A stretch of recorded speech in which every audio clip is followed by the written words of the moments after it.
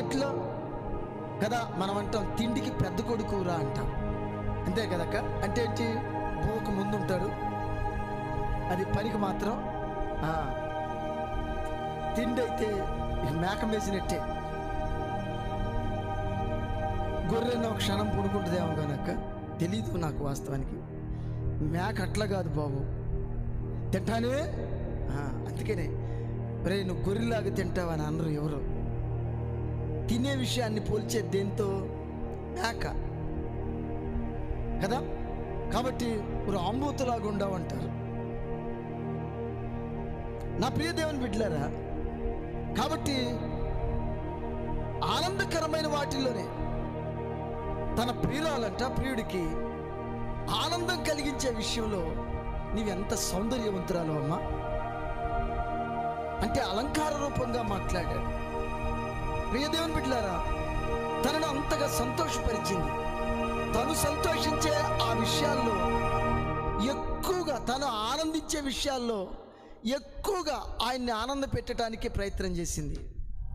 ఈరోజు దేవుని పిల్లలుగా మనం, సంఘంగా మనం దేవునిని ఆనందింపజేయటానికి ఎవడెట్టబోతే మనకెందుకు? దేవుడు మనల్ని సంతోషపరచాలి. మన సంతోషానికి రావంత భంగం కలిగించకూడదు. కలిగిందా దయబిడ్డలారా? బైబిల్ గ్రంథంలో కంటే బైబిల్ భక్తులు మనమే.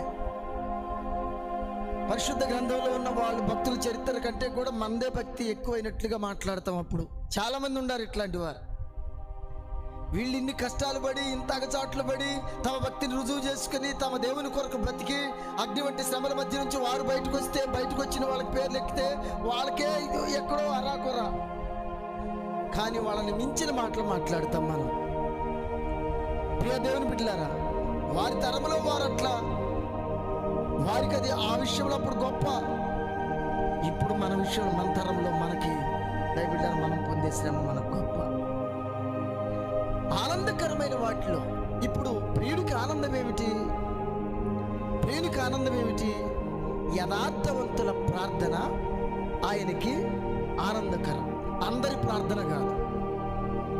ప్రార్థనకు వచ్చేసరికి విడదీసి మాట్లాడాడు. అందరి ప్రార్థనలు కాదు.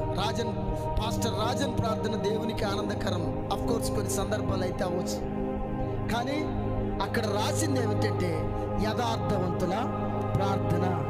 ఎవరిది ప్రార్థన? అందరు చేసే ప్రార్థన కాదు.